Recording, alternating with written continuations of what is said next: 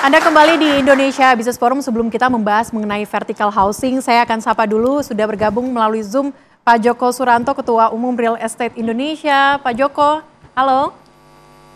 Halo, selamat malam. Selamat malam. Maaf, macet bener.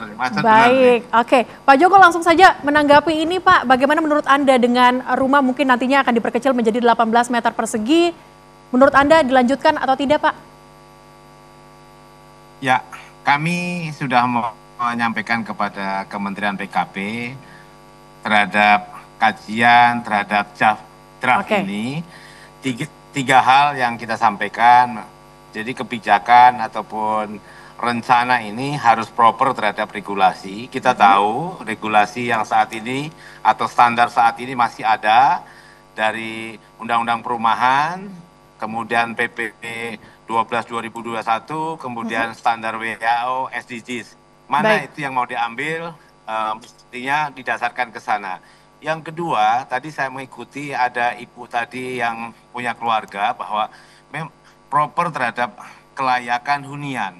Masyarakat Indonesia ya mempunyai standar cara hidup, behavior, yaitu silaturahmi. Jangan sampai ketika ini menjadi sebuah kebijakan itu mengamputasi budaya silaturahmi, budaya kekerabatan karena kecilnya ruang.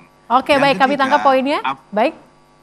Ya. Oke. Dari affordability itu mesti juga harus bisa dijaga sehingga kebijakan ini bersifat jangka panjang, bukan sesuatu yang reaktif, dihasilkan dari sebuah kajian yang terukur. Pastinya seperti itu. Baik, ini untuk kebutuhan jangka panjang begitu. Bagaimana kemudian tantangan dari REI sendiri Pak menghadapi banyaknya mungkin rumah subsidi yang dibutuhkan? Oke.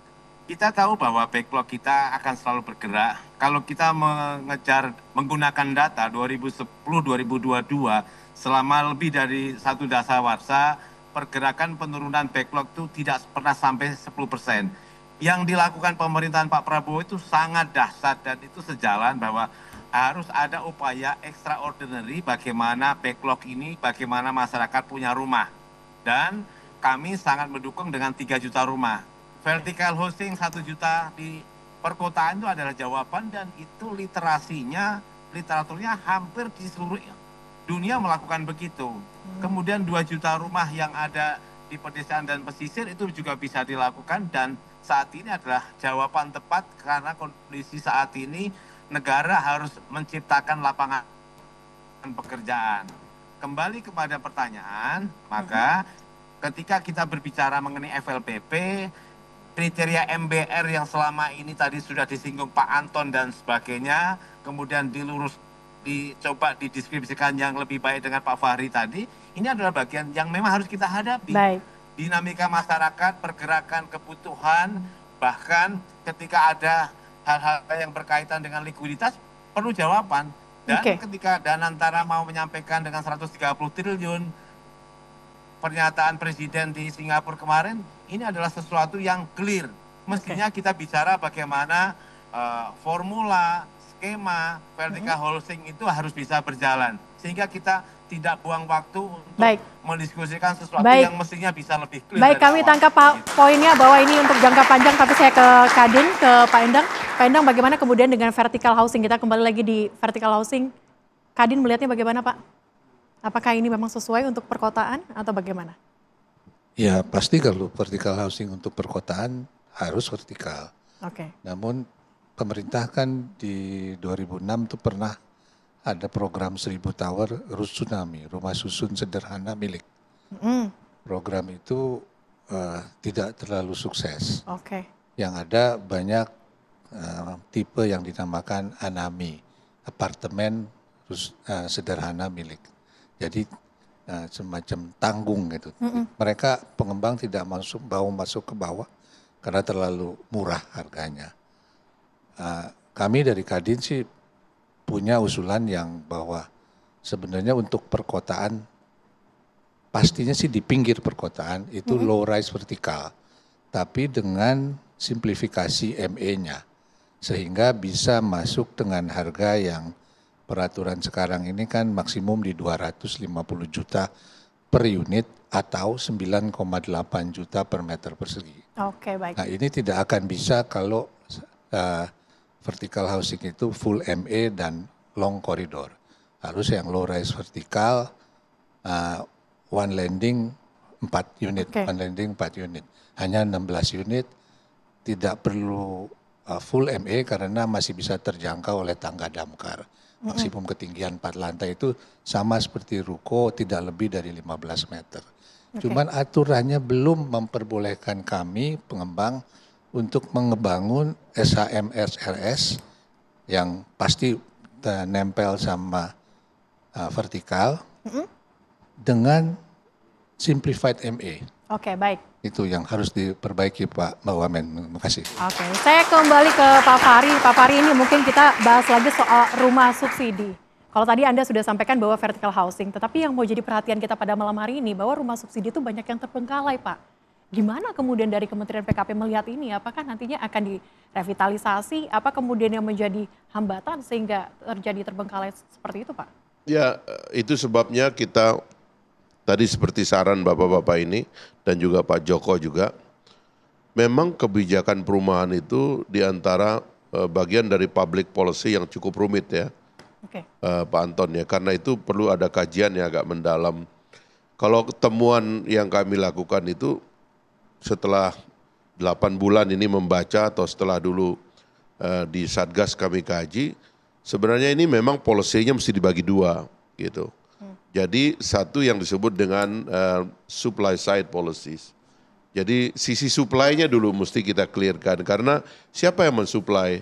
Di sini juga nanti jadi persoalan sebab kayak sekarang tadi pertanyaan kenapa banyak mangkrak dan sebagainya, saya khawatir itu ada distorsi dalam mekanisme supply demand.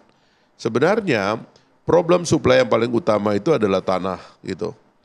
Tanah itu otoritasnya ya tidak boleh diserahkan kepada pasar kalau bicara social housing ya.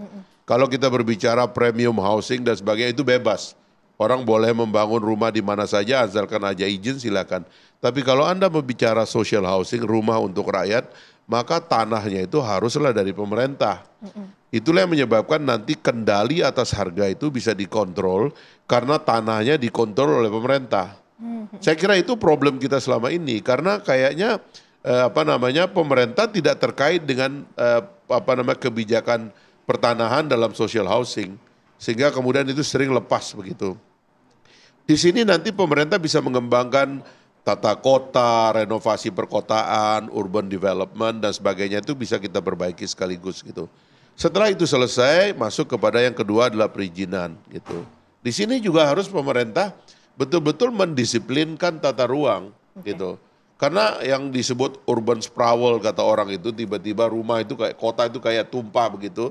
Karena ada di mana-mana, itu karena kita lost kendali terhadap perizinan. Itulah yang harus kita perkuat ke depan seperti beliau bilang tadi, itu kontrol pemerintah pada perizinan kuat. Nah, kami menghitung sebenarnya kalau demand side ini atau supply side ini di-clearkan itu juga bisa menurunkan harga. Karena kendali terhadap harga tanah, kami cenderung mengatakan elemen subsidinya pindahkan ke tanah. Kenapa? Karena tanah itu sekaligus dipakai oleh pemerintah untuk mengendalikan pertumbuhan perkotaan termasuk tadi itu. Kalau kita mensubsidi rumah vertikal, Pak, orang akan cenderung hidup vertikal kok. Orang akan cenderung pindah ke vertikal daripada dia numpuk-numpuk kawasan kumuh, sementara ini ada rumah vertikal yang jauh lebih murah daripada dia, lebih bersih, lebih layak, lebih hijau, dan sebagainya, gitu ya? Itu kita atur. Kalau soal nanti, itu tadi Pak Joko bilang soal eksklusivitas, itu gampang kita desain kok. Misalnya Singapura dulu waktu HDB mulai kan juga mulai dari 4 lantai, 5 lantai Pak. Sekarang mereka sudah 30-an lantai karena itu diperbaharui lagi kotanya kan. Jadi tanah, perizinan, barulah yang terakhir itu adalah construction. Construction ini nanti biar menjadi persaingan teman-teman di swasta. Karena mereka yang punya inovasi, mereka yang menemukan desain baru, dan hal-hal yang silakan dijual kepada pemerintah. Nah, sisi demand-nya ini yang lagi kami matangkan ya. Karena menurut temuan saya itu harus ada off-taker di sini. Perumnas sebenarnya dalam ADART-nya itu sudah boleh jadi off-taker Pak. Tapi sayangnya Perumnas karena disuruh untung terus, dia pindah dari social housing, kemudian membiayai rumah-rumah premium. Oke, baik. Rakyat nggak keurus, nah sekarang kita ngurus rakyat. Gitu. Oke, baik Pak Wamen, tapi sebelum kita akhiri segmen kita, saya juga akan mengundang Pak Joko, tampaknya sudah hadir bersama dengan kita di tengah-tengah kita saat ini. Pak Joko, selamat malam. Oke, silakan duduk Pak. Baik, nanti kita akan lanjutkan lagi, termasuk kami juga akan bahas bagaimana kemudian elemen subsidi yang dipindahkan kepada tanah, begitu ya Pak ya? Iya. Ke tanah, bukan lagi ke rumahnya. Tapi usai jeda, tetaplah bersama kami di Indonesia Business Forum.